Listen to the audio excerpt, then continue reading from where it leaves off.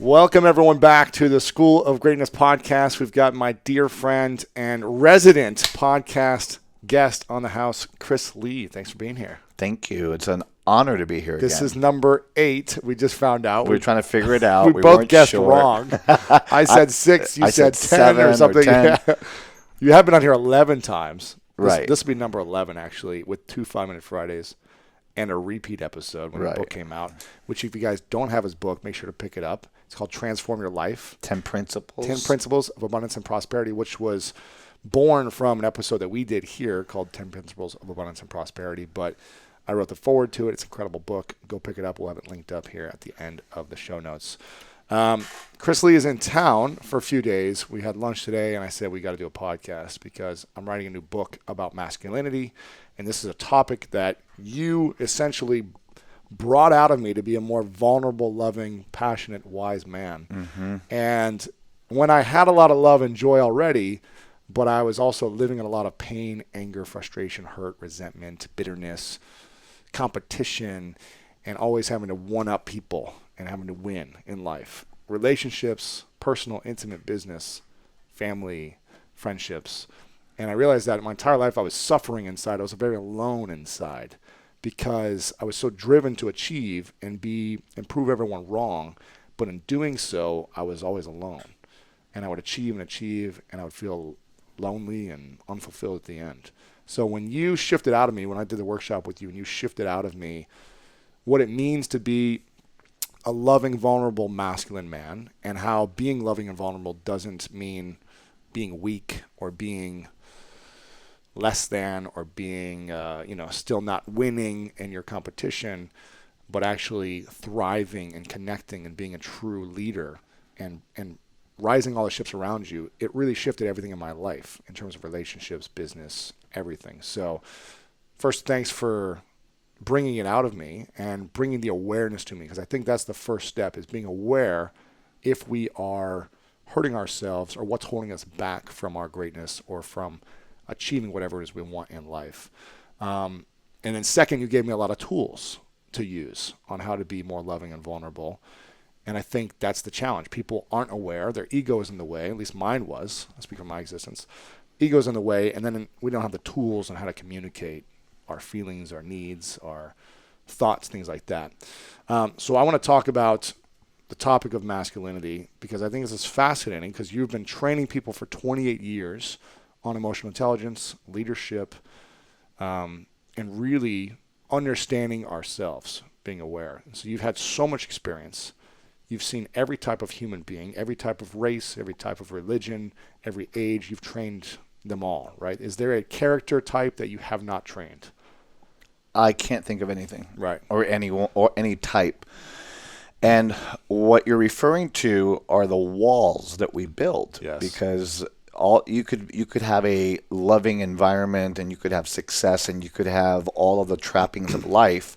But if you walk around with a chip on your shoulder, and you're walking around with an anchor that you're carrying with you, and you've got these walls around you, then you'll never be fulfilled. Yes. You'll never be happy, and you'll never be effective. And then what ends up happening is you start projecting that. And what we have is we've got pictures of what a man should be, pictures of what it means to be powerful, pictures of what it means to be successful. And we have these images and these pictures, and we've got this criteria that we learned from our parents, our dads, the men in our lives, action heroes, media, et cetera, et cetera. Yeah. But it's not a realistic picture because it's not authentic. Right. And for me growing up, I grew up with the same experience with my dad or my older brother, and also in sports, it's really common to hear certain language about don't be a wuss, don't be a girl, don't be this, don't be that, don't be a fag, don't be all these things. Mm-hmm. There's no crying in baseball. There's no crying, yeah. There's all these beliefs. All these things. And so we're taught to not show emotions. At least I was. Right. And hide your feelings. Yeah, hide your feelings. Don't show pain, don't show any of these things.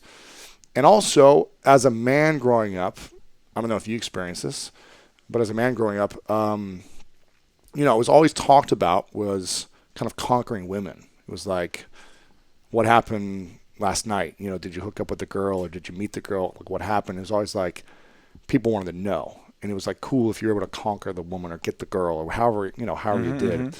And so it was kind of like, you had a game and you're always playing game in every area of your life as a man to like one up and show people that you were better than or that you were worthy of the masculinity that you're wearing or something. And so I want to talk about this, and the reason why I think you're the perfect person to talk about it, and I don't think you really talk about this publicly. You talk about it in your workshops every now and then, but you're not public about this, but you're gay and you've experienced, a lot of different things growing up, especially you're 50, well, you look 30, but you're 50, but you experienced 51 and you grew up, I don't think I've talked to anyone who's gay on here. Actually, I have, but I haven't talked about it in this way. But you grew up in a time where it really wasn't accepted, like more it is now, right? I mean, it's a lot more accepted now. It's a lot more open. Not only it's that still I grew up, scary for not people. only that I grew up in a time where it wasn't accepted, I grew up in a culture that it wasn't accepted. You grew up in Puerto Rico, because too. I grew up in Puerto Rico, which is el machismo. Yeah. The macho, the Latin. Gay was a sign of you were literally less than a human being. Wow, really? And it was also a very religious country, so it was a lot of religious. Catholic mostly? Catholic. Yeah. And, we were also Americans growing up in Puerto Rico. So I had everything stacked up against me to make me feel like what I was wrong and bad and less. So how did you deal with the masculinity issues? Or did you struggle with it, or is it? Well, I basically put on an act. What was that? An act? Well, I think we all do. Right. What was your act? I put on my mask. Uh-huh. And my mask was that I don't need anybody and I could do it alone. And I became the entertainer. So my way of getting by was by being likable and entertaining and sociable. And, I put on this giant lie. Yeah. And I had girlfriends and I played sports. Really? And it was all a lie. When did you know that you were gay? When I was 9 years old. Really? That I was more attracted to the boys in the class right. than the girls in the class. But you had girlfriends all through high school or college, or I had girlfriends through high school. Gotcha. So you put on the mask of I had a hidden life because there was like a gay bar that I would go to when you were 10? No, high school. Okay, gotcha. We're in high school now. Gotcha. 16, 17. When I was 16, 17, there was a club, and I had not an uncle, but a friend of the family's that was gay. Right. And he would kind of introduce me to that whole world. Interesting. Yeah. Okay. But it was all hidden. So you lived a double life. You put on a mask. Yeah. For you didn't show your authentic self to the real world. Right, because I thought it was the rest wrong. Of the world. Yeah, interesting. And so my idea of masculinity, back to the topic, was don't show your emotions, don't show your feelings, don't express anything that reveals any kind of weakness. So when did you start being true and authentic, or dropping the mask and saying, well, this is who I am and this is my definition of masculinity? Well, like you, when I went through a series of processes where I had the opportunity to look in the mirror and see whose life I was living. Because what happens is that, and this is true gay, straight, whatever, we end up fulfilling other people's vision versus our own vision. Because when you look at little boys are feminine. A lot of little boys are very sweet and loving and caring. So they have a good mixture. Affectionate. They have a mixture of feminine and masculine, which is the authentic self. Little boys cry. Little boys say, I love you. Little boys hug. They kiss, hug. They love the world. They share. And so what happens is that based on the vision of the parents or society, we start putting kids into a little box. You're a boy, you're a girl. Girls should, boys should. And then we start making the feminine side to us wrong. And then for women, they make the masculine side wrong. And so we start living a life that is not authentic to ourselves. Until you go through a transformation or you go through a process of... You bring awareness to the waking up, and some people never wake up. Some people end up living behind those walls, and what happens is that we create conflict, because when you're not authentic and you're not in integrity with who you authentically are, you can't create relationship. And we all know, based on the work we've done and the Yeah. studies we've done, that the key to success is relationships. Yeah. Your ability to connect with people, your ability to connect to people's hearts is what builds relationships. Yeah. Key to success, relationship. But the key to relationship is authenticity. And if I'm not authentic with you, then I'm never in a relationship with you. Yeah. And if I'm living behind walls, which is what I do in trainings, I crack people's walls. Right. And you had your walls, I remember like it was yesterday. This, Yeah. I don't need anybody and I got it all figured out. And Yeah. you're in this proving it over and over competition. I need to be number one. I need to get to the top. And then you would bypass your feelings, your emotions, and the authentic you. Yeah. And you, and what, as a result of that, by peeling off layers of all of the messages that we get from the people that we surround ourselves with, whether it's coaches, parents, friends, et cetera, when you start deciphering what's real, what's the authentic me, what's the inauthentic me, then emerges from that, what emerges like a phoenix from the ashes is the unstoppable, powerful you, which is vulnerable and open and loving and authentic. So were you in your early 20s then when you started to be, open and aware and fully expressing who you were? Completely open and aware dropping the and mask. dropping the mask. And the other thing is, like you said, I was gay, but I don't label myself. I just happen Sure. to be a man Right. that I'm attracted to men. Okay. I'm also attracted to women, but not in the same way. Right. I love women. I think women are Right. beautiful. But I have my take on my sexuality is that that's just a piece of who I am. It's not who I am. Right. It doesn't define you. I'm a human being that I just love people. Right. And my mission is to make a difference in people's lives. And, I like vanilla ice cream. You like chocolate. Right. To me, it's that simple. Yeah. I actually like mint chip pretty good. You like mint? So do I. I knew it. Yeah, that's great. So I like mint chocolate chip too. But anyway, so as we tear off the layers of our inauthentic selves, we are able to extract that diamond, that Yeah. masterpiece. And I think that that's everyone's journey. Yes. And those of you listening to us right now, you want to be thinking about what are those walls that you have that surround the authentic you, and whose life are you living? Are you living someone else's life, someone else's definition? Someone else's message. Okay. So you've done 28 years of transformational work. I'm curious, what is the biggest issue or issues that all the men that you go through and the work with, that you coach, you teach, and you go through these experiences with? What you're saying, the key issue for men is men don't realize that the key to their success and the key to their power is their heart. When men access their vulnerability and their heart, because they don't need to work on being strong. Right. They don't need to work on being powerful. Most men don't go to my trainings. I need to be more assertive. I need to be more alpha. Right. Some need Yeah. that. Very few. You're asking me, the question you're asking me is what is the biggest thing? Yep. I'm not saying that some don't, but most men, what they go to do work for and what they invest time and energy and money for is to access their ability to understand their feelings, their ability to navigate through their emotions, their ability to understand other people's feelings and emotions, and their ability to access their heart, which is their femininity, which is their vulnerability.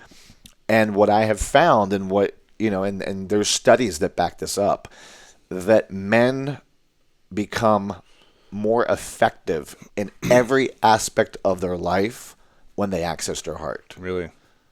You see it in politicians, and when you see a politician that is moving an audience, they go right for the heart. Mm-hmm. When you see an actor or an actress moving an audience, it's through the heart.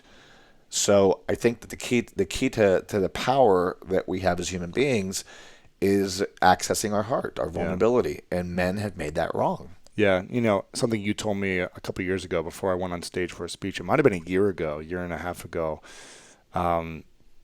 I called you up and was like, I'm not sure what to really land in this speech. I was actually revealing about my sexual abuse experience for the first time on stage publicly. It was about a year ago, actually.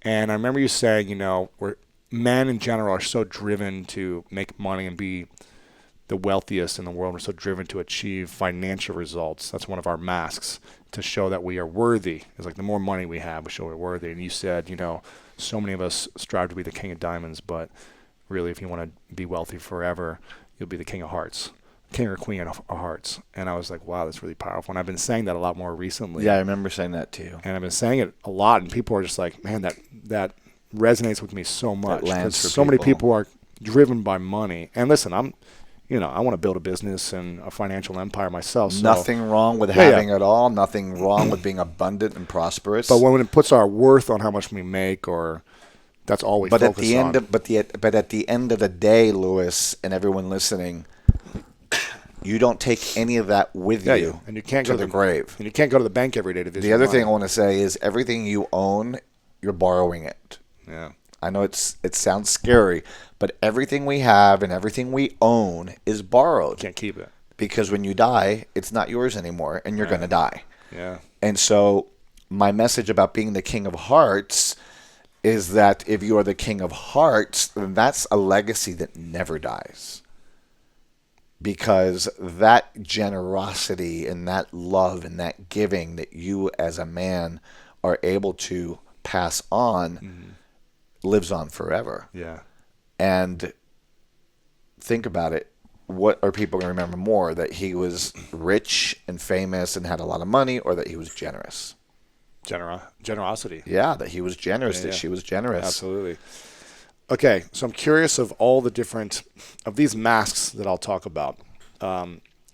Is there a specific mask that you've seen more of from men over the last 28 years, either in the training or in life outside of the trainings?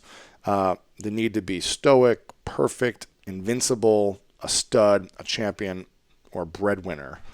Which one do you feel like they're kind of equal, or do you see some as more people want to be one way than the other? What's your feel? What's the main mask you see that men wear? I don't think it's even on that list. It's the need to look good. What will people think of me? How will I appear to others?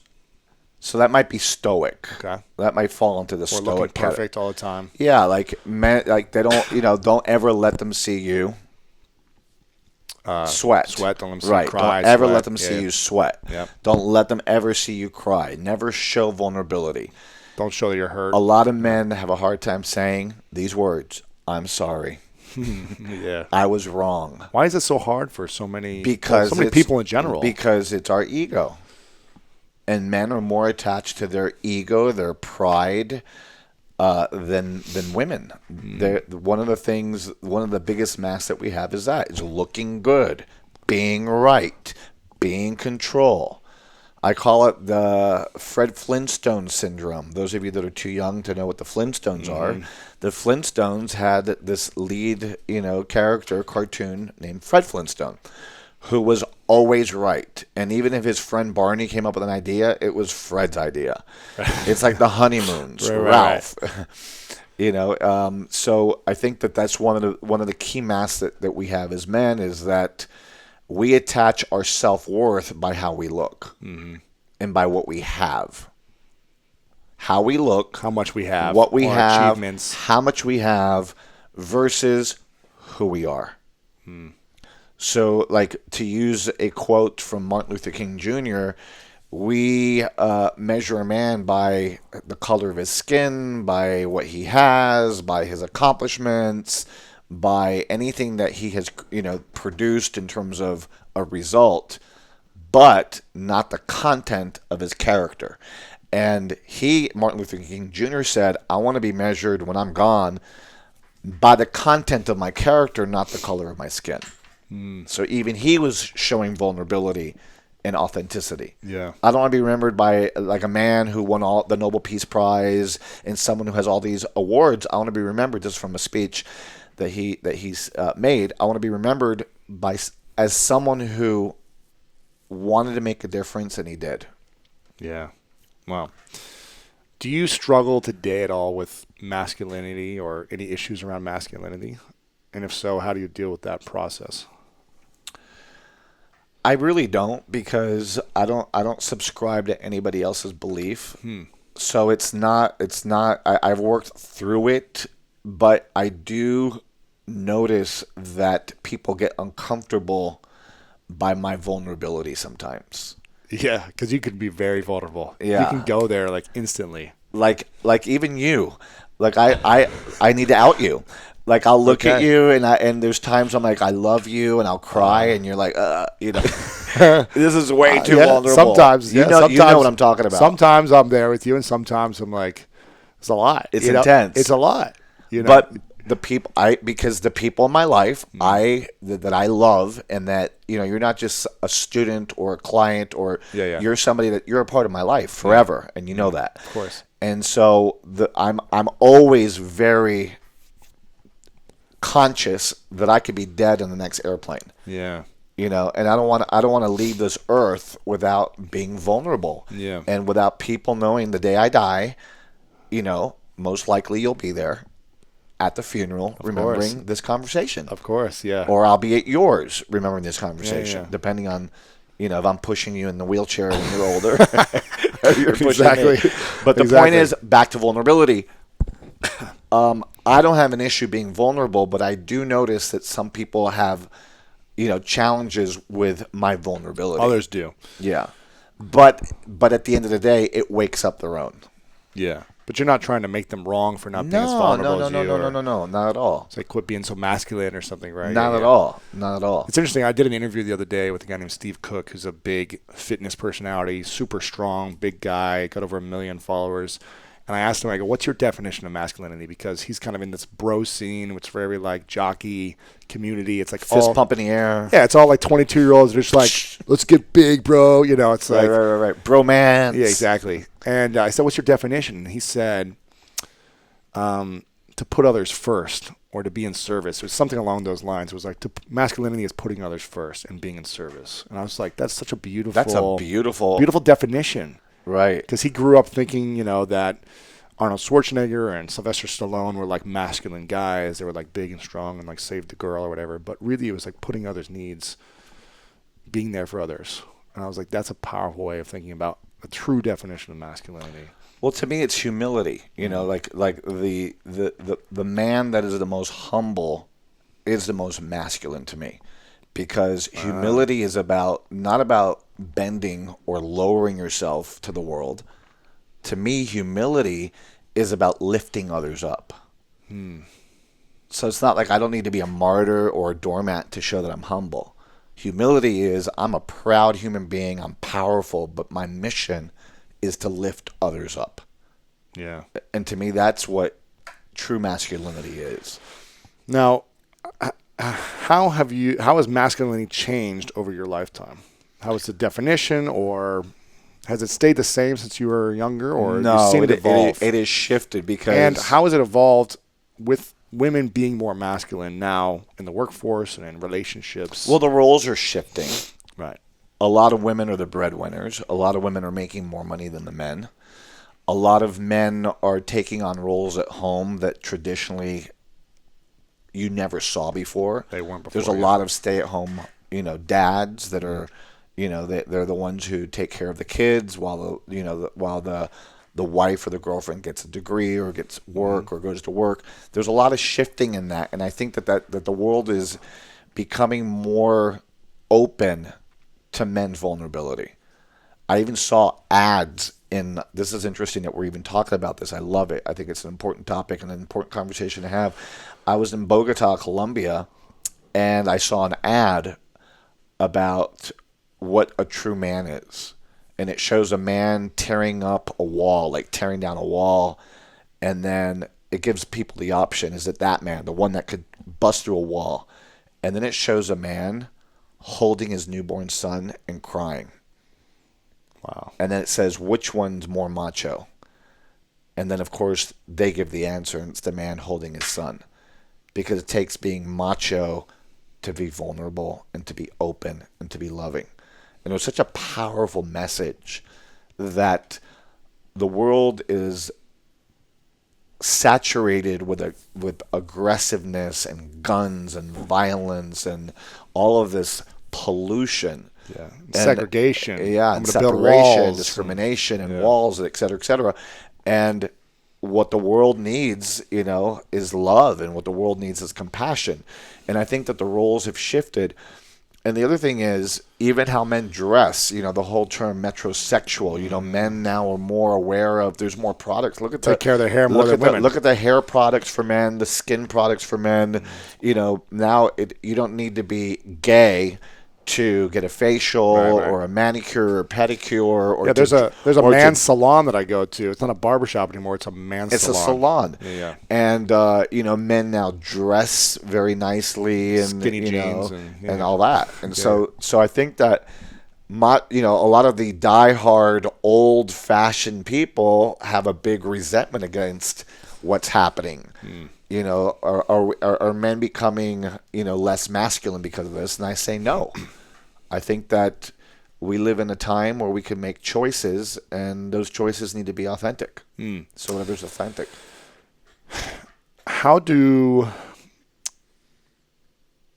a man, say a man or a woman's listening now, where they realize, wow, maybe there's some things in my life that I've been wearing a mask and I haven't been as real or as authentic or vulnerable or whatever it may be with people in my life. Now I'm aware, but I don't know what to do. How do I actually drop it and really step into it? It's terrifying to me. I feel like I'm going to get judged. I'm going to get shamed. I'm going to feel whatever. Like people are going to laugh at me or make fun of me if I am vulnerable or talk about feelings or any of these things. What's something, an exercise, an example, something that someone could do to drop the mask if they're the man? And if they're a woman, what's something they could do to have a conversation with a man, a brother, father, boyfriend, husband, that maybe is wearing these masks and hasn't been able to break through to them? What's a conversation that's disarming that could open up the awareness to move the man forward? So that's 2 long questions there. But if you're a man listening, what's something a man could do to move forward, an exercise or something for them to practice? Because it's a muscle. You've got to work at it. It's not just like I'm vulnerable all of a sudden and I'm open and I'm not defensive and I'm not going to try to win and attack. It's like I think it takes some time to evolve into that. But what's a man can do, and then what can a woman do? Well, there's a couple things a man can do. I think that number one is identify what are the beliefs that we have surrounding certain things. Like if I'm open, what does that mean? If I'm vulnerable, what does that mean? If I share my feelings, what does that mean? The reason why we don't do or we do is based on a belief structure. Our belief structure is a GPS system that we use. The same way you listen to Siri or you follow Google Maps or Waze. Those are GPS systems that navigate you through the world in terms of going from point A to point B. As human beings, in terms of masculinity, in terms of what it means to be a man, what it means to be a woman, what it means to be vulnerable, we are also serving a GPS system. And that GPS system is something that we need to investigate. And one of the ways to investigate is journaling. I think journaling is very powerful. We don't do it enough. We don't even write anymore. We type. Right. I mean, really, get out a notebook and just write. What are my beliefs about being open? How do I feel? Or what's my fear about sharing my feelings, my emotions? And look over those beliefs and ask yourself which one of those beliefs are facts. Can you give some example of beliefs? A belief could be that if I'm open, I'll look weak. If I share my feelings, people will laugh. If I say I love you first, then that means that I need to now marry that person. If I wear a color that's soft, then that means I'm gay. So those are all beliefs that surround thoughts or choices. Gotcha. And then what you want to do is look at the beliefs and ask, this is like a journaling exercise, is ask yourself which one of those beliefs are absolute facts. And you'll realize that they're not facts. They're just interpretations. And so what I would invite people to do is to look for a positive interpretation to replace the negative one. So if I open up, I'll actually get closer to people. If I share my feelings, people won't laugh. They'll know me deeper. If X, then, that's just one way. Replace negative thoughts with positive thoughts. Negative interpretations with positive ones. Then I'll be more freed up to do it. Another thing I recommend is for men to role play. Role playing is very, very valuable. When you role play with somebody, you know what? I have a hard time expressing my feelings. You find someone that you're safe with, that you're comfortable with. Kind of like I've been that for you. Yeah. We've been in a dyad for a couple of years now. Yeah. A dyad means An ongoing communication conversation. between two people. We've had dyads about everything. Yes. But, sometimes you'll run things by me, and they might be uncomfortable and scary. But, once you get it out there, it becomes easier. Yeah. And so I think that men could actually start practicing, you know what, I have a hard time sharing my feelings, but I'm going to trust you, and this is how I feel about you, and this is what I'm feeling about this, and this is, and start practicing that vulnerability. Yeah. I think a great way to start off is saying, it's really hard for me to do X, Y, and Z. To Right. say that first. And so you're letting the other person know, like, this is a challenging thing to open up, to talk about, and maybe ask for permission. Do I have permission to share how I'm feeling? It's kind of weird for me, or it's scary, but do I have permission to share openly without judgment or something in return, right? And another thing that people could do is do things that are out of their comfort zone. Yeah. Start risking. Start. If adding a little couple hearts to your text is like a risk for you, then add a couple of those emojis. Right. If taking somebody out on a date instead of this action-packed movie that you're used to going to see because it's so masculine, then why don't you go to a movie that your girlfriend wants to see? The rom-com. And actually cry at the movie. Right. Give yourself permission to cry. Hey, go to a sports movie. I'll always cry. Rudy, I cry at the end every time. I did too. It's I loved amazing. it. It's amazing. Sorry, you can swear. It was great. Oh, shucks. Yeah. It was great. It was great. Okay, awesome. So that's what a man can do. He can role play. He can journal. He can talk about the different exercises there. What could a woman do when she is in a relationship with a guarded man or a man that's constantly wearing a mask? Maybe it's around one issue. Maybe he's amazing all the time, but he doesn't express his feelings, or he's That's interesting that you're asking that, because today I was talking to somebody who is dating another person who does not open up, does not share, but she's never had the courage to tell him. So that's number one. It's scary for a woman. Be honest and let your partner know how important it is for you for them to open up. Women, you're not mind readers. Right. Men, women, though they appear psychic, they're not. Yeah. They need to know what's going on in your head. And most men are Neanderthals in regards to feelings and emotions, especially in a relationship. They are the missing link. They have a hard time expressing how they feel because they think it's unimportant. But just because it's unimportant to you doesn't mean it's not unimportant to the person that you're dating. So women can actually empower men to actually share. And if men have a hard time languaging something, women, you could give them suggestions. For example, how do you feel about this relationship? Do you feel A, B? Give them multiple choice. A, you're committed, you're excited, you're in love. This is like what you've dreamt of.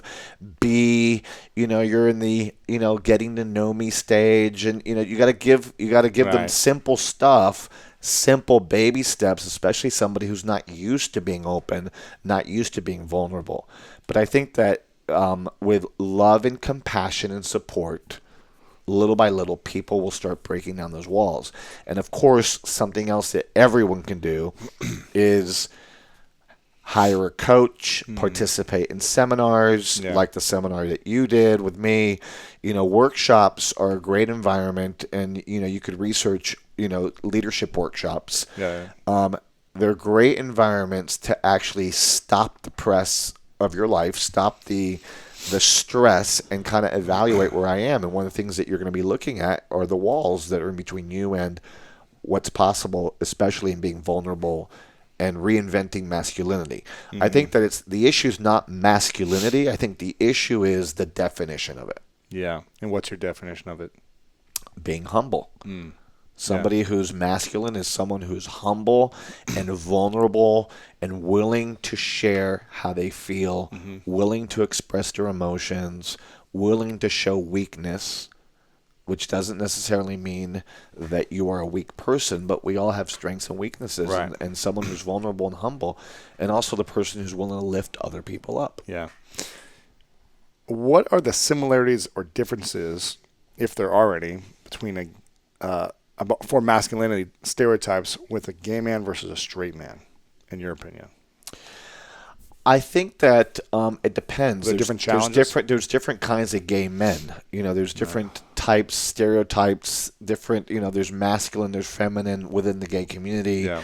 There's aggressive, there's passive, there's, there's different definitions within the gay community. And I think that men as well, there are men that are passive, there's men that are aggressive, there's men that are analytical, there's men, and I think that the biggest difference between straight men and gay men is that gay men have or feel that they have more permission, and it's more accepted for them to be vulnerable. And men are so afraid of being labeled gay. And that's something that I find fascinating, because the viewpoint of gay is it makes you weak and makes you less of a man. And it's still that way. Yeah. It's everywhere I go, when the topic comes up of gay and straight men make jokes, straight men make, innuendos. It's kind of like there's a fascination among straight people about the gay lifestyle, because to some of them it's so foreign, or for some of them there's another feeling or desire that's within them that they haven't exposed. So they make fun of it, or they try to put it down because they don't.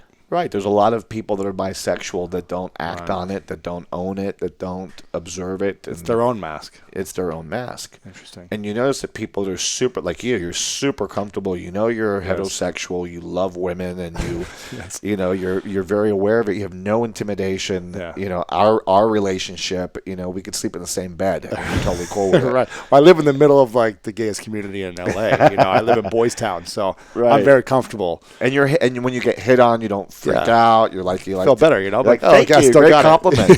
But that's also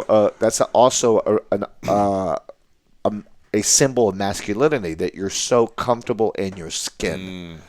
A lot of men aren't comfortable in their skin. Yeah. Like I could walk in a gay club and feel completely fine. Right. I mean, there's moments where I'm like, okay, I don't need someone. Well, no, if someone's trying to influence you on something, well, that's disrespectful. Whatever. Yeah.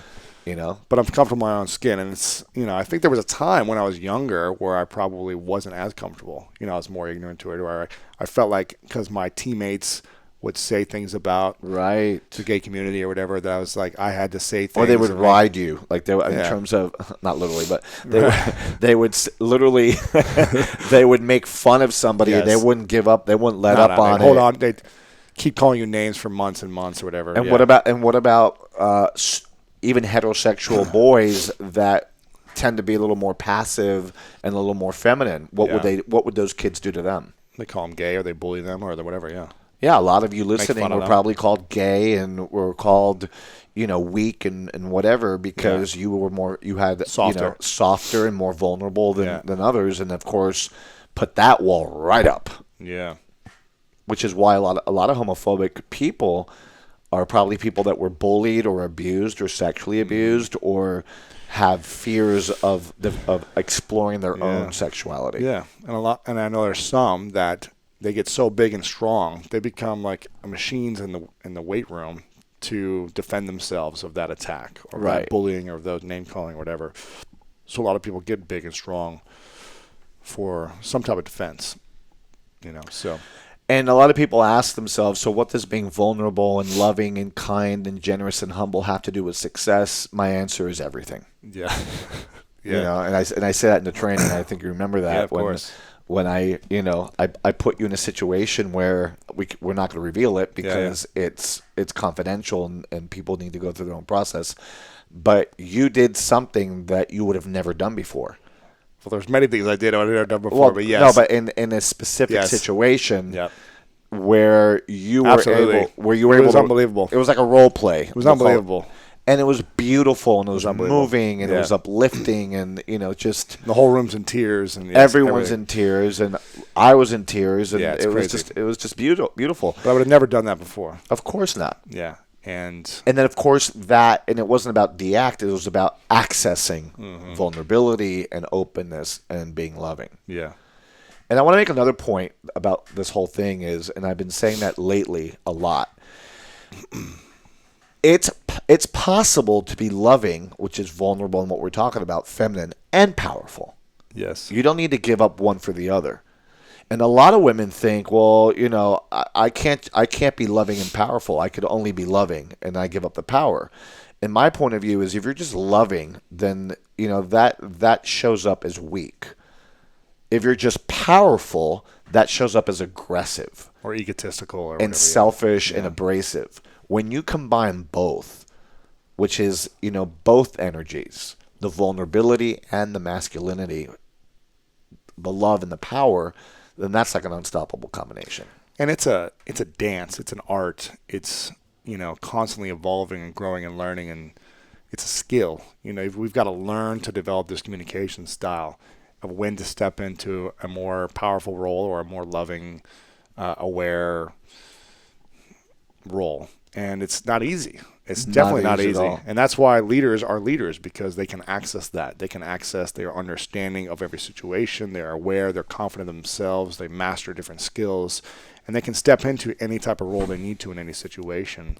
And giving up what people think of me is a very important element of this. Yeah, I'll give you an example. I hard. was watching a movie on the airplane, and it was one of these movies that by the middle of it, I'm like sobbing, crying. I'm having a On the moment. airplane. I'm having a moment. Yeah. And people around me were like, "What is wrong with this guy?" He's like, I think it might have been no. You know what it was? It was Eddie the Eagle. I didn't see it. You didn't see Eddie the Eagle? Is this the downhill skiing God, one or whatever? Yes, I didn't see this and he one. was bullied his whole life, and he was like fly, Eddie, he was fly. like the nerd, and no one paid attention to him, and he kept breaking his glasses, and he kept. It's a true story or no? It's a true story. Yeah, I never saw It's it. a true story, and I heard it was good, though. he qualified for the Olympics and everything, but the movie was so moving. It was like the underdog makes it, Right. and It's so like I'm Rudy. watching the movie. Yeah, yeah. It's like Rudy, and I'm watching the movie. It's like Seabiscuit. I'm watching the movie, and I'm having an attack. And a part of me almost went back to the old me, like, and I stopped myself because I saw people looking at me, You're like, and I went, oh. you know what? That's their problem. I'm like sobbing, and then this guy comes up to me, and he goes, "You must be watching Eddie the Eagle." Wow. He goes, "When I saw you cry, I know that you were watching that movie because I was crying." It's like it validated his cry. Interesting. Like it was okay to cry. Like he felt guilty about crying, but when he saw me crying, he thought it was good. Yeah. Yeah. But it's interesting how we are as men and how we do that. And I think expressing our emotions, however we do it, if we don't express it either verbally or through tears or through physical exertion or whatever it is, if we hold in the emotion, the expression, and we don't communicate it out in some way, it's going to bottle up and hurt us in the long run. Whether through physical pain, emotional pain, it's going to come out in cancer, it's going to come out in attacking someone or hitting someone. Well, they say that men die earlier than women in our society because men don't express how they feel. Wow. Because most men die of a broken heart. And what happens is that what they do is men are experts at stuffing their feelings and stuffing their emotions. And so what you're saying is so important, that part of the myth of masculinity is not to show how you feel. People die and you stuff it. People break up and you stuff it. You lose a job and you stuff it. But that stuffing it gets manifested, like you just said, in a lot of different ways. Through addiction, I've seen it in my training rooms. I could tell. Yeah. I could tell people walk in, people that are addicted, people that are workaholics, people that are miserable, people that have mansions and no one in it, people that have cancer. They walk around with a bag to go to the bathroom. People, it develops cancer, heart disease, think of the word disease, dis-ease. I'm not at peace. I'm in dis-ease. When you're at ease, you're in peace. When you're in dis-ease, that creates disease. And so this podcast can save your life. Really listen to it, because as we start letting go of our feelings and our emotions, that rejuvenates us. Is there any final thing you want to talk about this topic? I feel like we could go on for a while about it, but I want to kind of button it up and give people some things to do. We've already given some great exercises. We've given them some information, some awareness. Is there anything final point about what men or women could do to move forward in their lives around this topic? I think educating yourself. I think reinventing the definitions, like what it really means to be a man. And I think that what it means to be a man or a woman has to do with your values and your principles and what's the legacy you're going to leave behind. Yeah. What gift do you leave behind when you go? You know, it's not the man with the most toys that wins. It's the man or the woman that touched the most hearts that win. That's my final message. I love it. Make sure to get Chris's book, Transform Your Life, 10 Principles of Abundance and Prosperity. We'll link it up here in the show notes. You've already given your definition of greatness. You've already shared your 3 truths. So I'm going to acknowledge you for the last moment to acknowledge you for constantly showing up with a huge, vulnerable, loving heart and educating me, educating our audience. I think there's been over 1 million downloads from all the episodes you've been on, so you've impacted so many people's lives. So thanks for being a constant giver, lover. It's amazing. I appreciate you. It is my honor. Yes, appreciate it. Thank and you. make sure to connect with Chris at Chris Motivador on Twitter is the main place you hang out. And Instagram, Chris Lee 65. Chris Lee 65. Facebook, Chris Lee Motivational Trainer. Awesome. We'll link it all up. Thank you, Chris. Thank you, Lewis. Appreciate Love it. it. This is home. This is it. Hey guys, Lewis Howes here, and thanks so much for checking out this video and this interview. I hope you loved it. If you did, make sure to leave a comment below and share this with your friends. Also, I've got a huge announcement. The Summit of Greatness is coming very soon. If you love the School of Greatness podcast, if you love these interviews and you want more, you want to connect with some of these speakers in person, you want to connect with me and other people just like you who watch and listen to these interviews, then make sure to sign up for the Summit of Greatness. Go to summitofgreatness.com to learn more. You can check out more about the video that we created for the summit. There's a link in the description below as well. It's summitofgreatness.com. Check it out right now. I hope to see you there. And again, thanks so much for watching this video.